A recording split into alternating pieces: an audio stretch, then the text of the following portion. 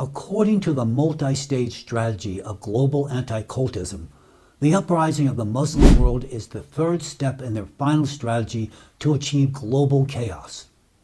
As I mentioned earlier, the first step is in America. The second step is the disintegration of the European Union, accompanied by the escalation of anti-Muslim sentiments and critical violations of Muslims' rights.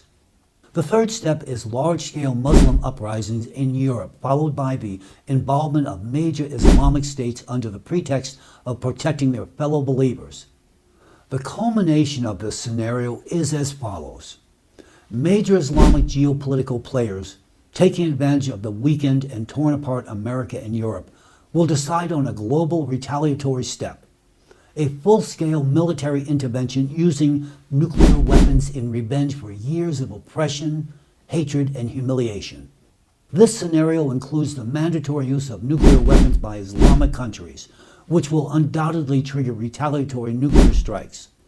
Given the significant imbalance of nuclear arsenals between Islamic and non-Islamic countries, such a confrontation will inevitably result in catastrophic consequences for the Islamic world. It will be a terrible tragedy for all humanity. According to the plans of global anti-cultism, this will lead to unprecedented human losses. They cynically calculate that the number of casualties will reach at least 3 billion people. This horrifying number includes almost the entire Muslim world. Thus, the rise of narratives about nuclear, which you increasingly hear from politicians, journalists, and public figures, is not accidental. This is all part of a plan to prepare society for the impending, unimaginable sacrifices.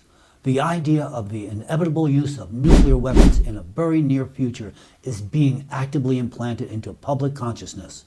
Typically, these calls are made in the context of Russian-American relations.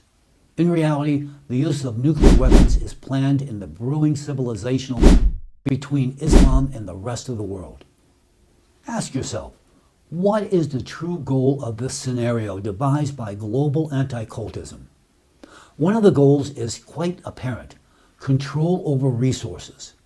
The territories of the Middle East, home to Islamic states, will, after being devastated by nuclear strikes, become a kind of conserved reserves for the future.